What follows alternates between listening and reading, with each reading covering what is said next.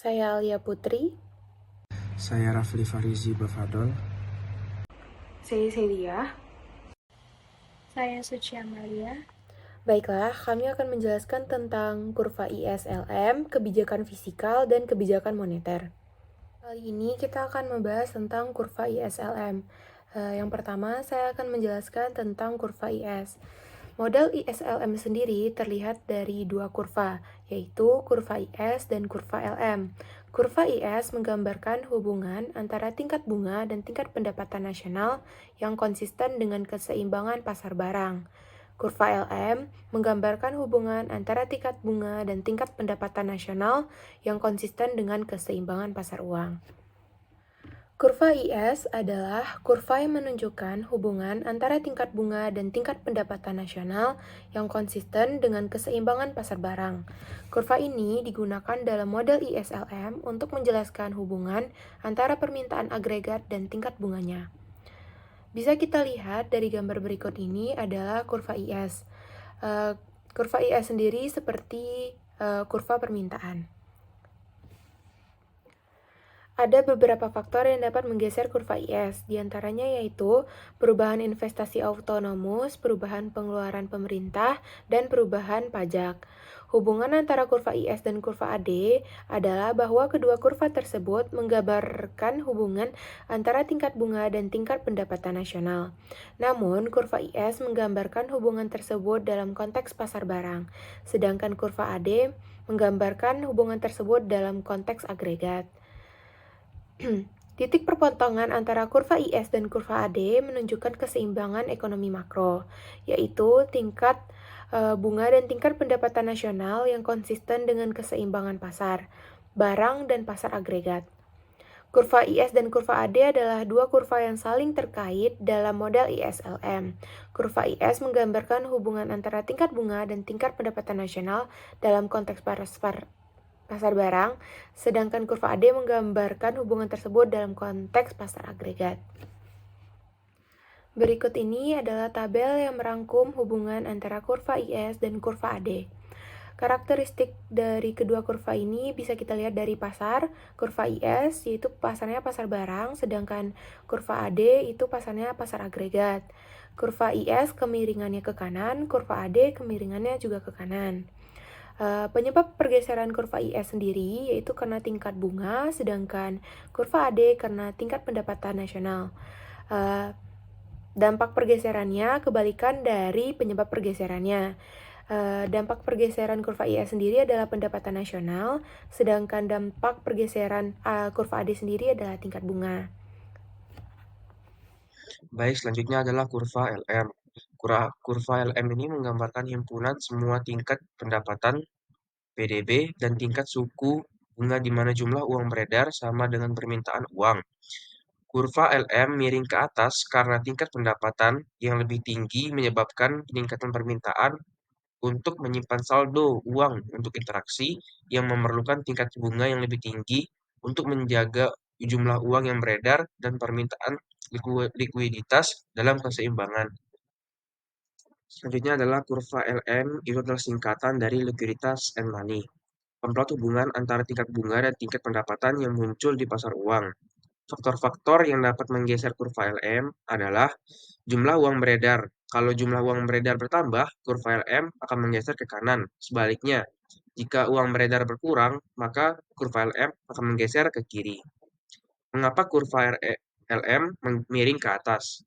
Keseimbangan pasar uang modal tercapai bila permintaan uang telah sama dengan penawaran uang, pendapatan, dan tingkat bunga. Semakin tinggi tingkat pendapatan, semakin tinggi permintaan terhadap keseimbangan uang, dan juga semakin tinggi tingkat bunga keseimbangan. Karena itu, kurva LM miring ke atas. Dan berikut ini adalah contoh gambar yang menggambarkan penggeseran kurva LM. Terjadinya kontraksi jumlah uang beredar, menaikkan tingkat bunga dan menyeimbangkan pasar uang. Mengapa? Karena tingkat bunga lebih tinggi dibutuhkan untuk meyakinkan orang memegang jumlah keseimbangan real yang lebih kecil. Akibat penurunan jumlah uang beredar, LM bergeser ke atas.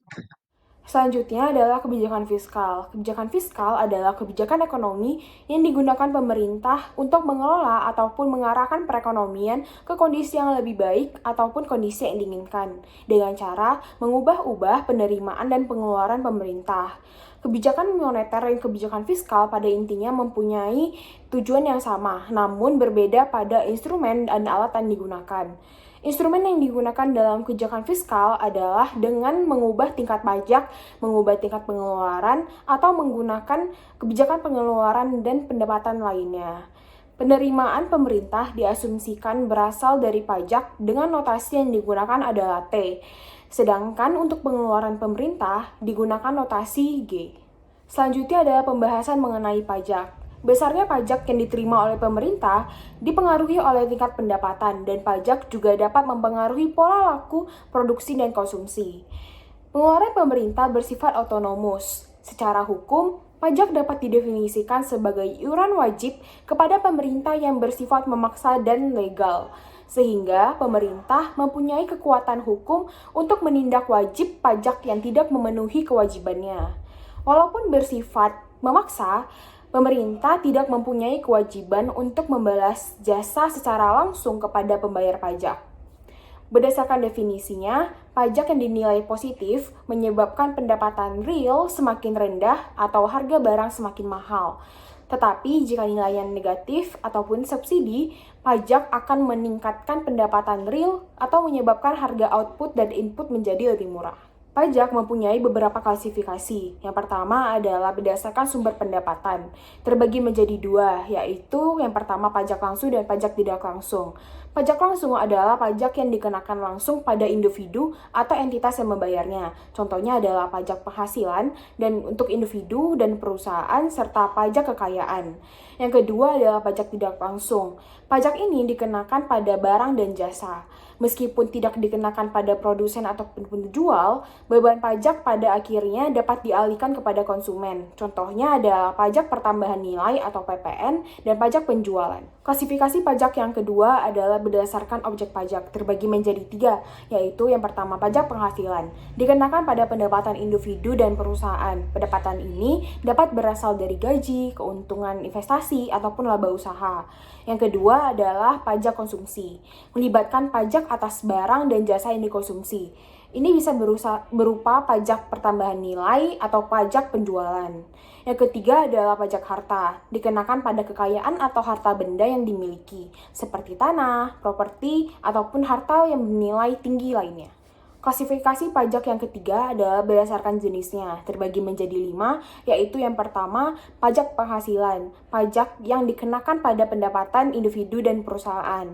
Yang kedua adalah pajak pertambahan nilai, pajak pada nilai tambah suatu barang dan jasa. Yang ketiga, pajak penjualan, pajak pada penjualan barang atau jasa pada tingkat konsumen akhir. Yang keempat adalah pajak properti, pajak yang dikenakan pada properti atau tanah yang dimiliki. Dan yang terakhir adalah pajak bea dan cukai, yaitu dikenakan pada barang impor ataupun produksi barang. Dan untuk klasifikasi pajak yang terakhir adalah berdasarkan cara pengumpulannya, terbagi menjadi 3. Yang pertama adalah pajak progresif, di mana tarif pajak meningkat seiring meningkatnya pendapatan. Ini dimaksudkan untuk memberikan beban pajak yang lebih berat kepada mereka yang mempunyai pendapatan yang lebih tinggi. Yang kedua adalah pajak proporsional, di mana tarif pajak tetap dan tidak bergantung pada jumlah pendapatan.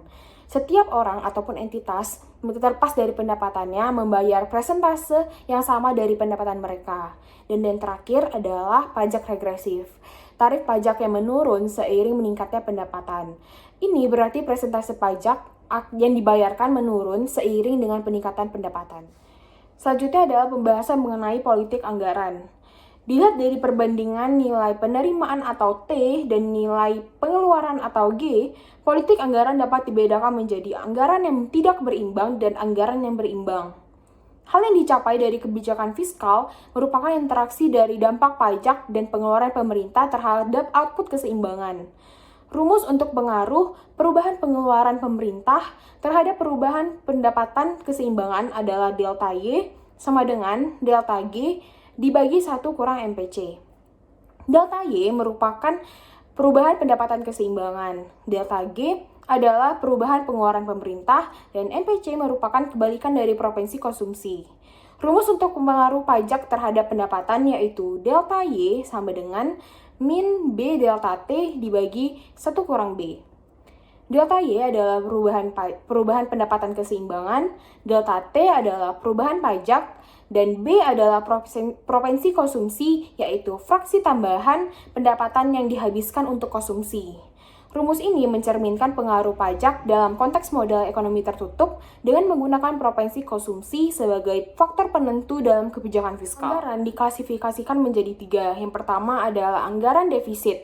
Anggaran defisit adalah anggaran yang memang direncanakan lebih besar dari penerimaan pemerintah. Politik anggaran defisit biasanya ditempuh bila pemerintah ingin menstimulir pertumbuhan ekonomi.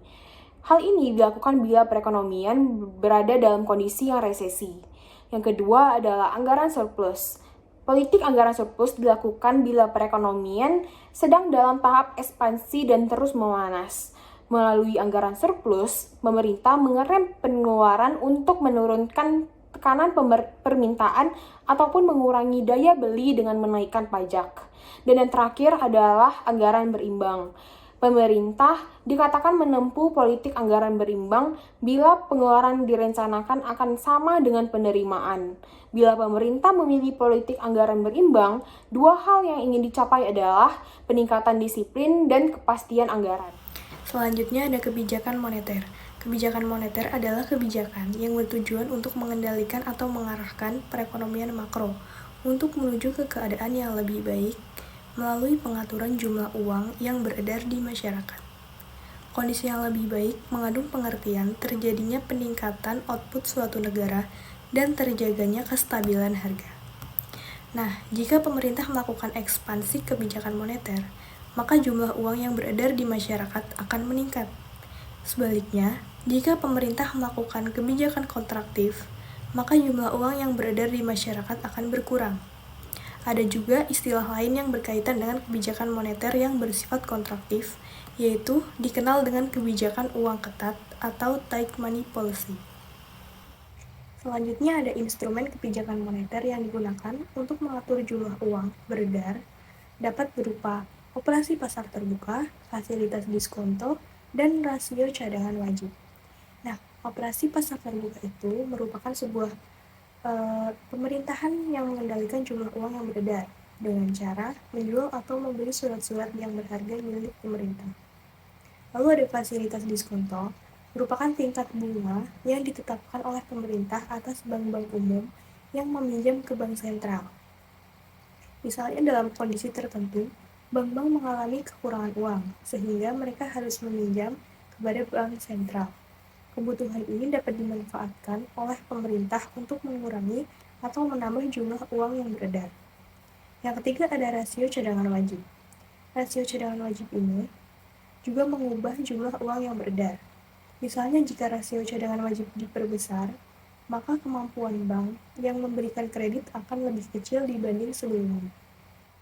Selanjutnya ada 7 fungsi dari kebijakan moneter.